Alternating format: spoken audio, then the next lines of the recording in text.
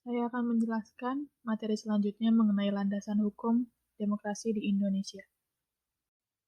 Apa saja landasan hukum demokrasi di Indonesia? Yang pertama, Proklamasi 17 Agustus 1945.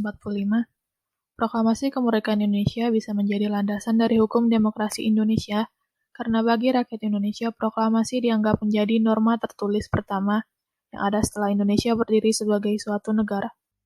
Yang kedua, Dekret Presiden 5 Juli 1959. UUD 1945 pernah digantikan oleh UUD 1950. Hal itu karena Indonesia mengalami perubahan bentuk negara dan tersendatnya proses penyusunan UUD baru dianggap mengancam situasi ketatanegaraan Indonesia.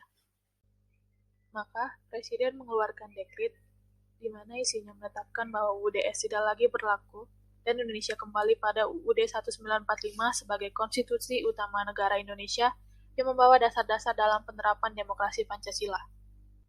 Yang ketiga, Supersemar atau Surat Perintah 11 Maret 1966.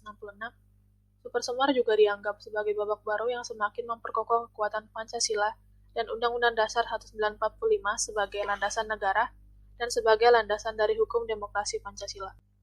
Yang keempat, pembukaan Undang-Undang Dasar 1945. Dari pembukaan Undang-Undang Dasar 1945 khususnya pada alinea keempat, telah jelas disebutkan bahwa landasan dari hukum demokrasi Pancasila menitikberatkan pada jalannya demokrasi yang berlandas pada nilai kerakyatan yang dikandung oleh Pancasila. Yang kelima, Pasal 1 Ayat 2 UUD 1945 yang berisi, kedaulatan ada di tangan rakyat dan dilaksanakan menurut Undang-Undang Dasar. Sekali lagi, konstitusi negara ini menjunjung tinggi nilai kerakyatan dalam sistem politik. Hal ini karena Indonesia sangat mengutamakan kepentingan rakyat dibanding kepentingan pemimpin.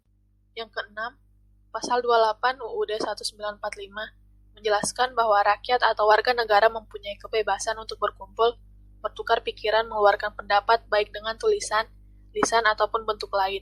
Hal itu dimaksudkan memberi akses pada rakyat untuk ikut berpartisipasi dalam pemerintahan dan pembangunan negara.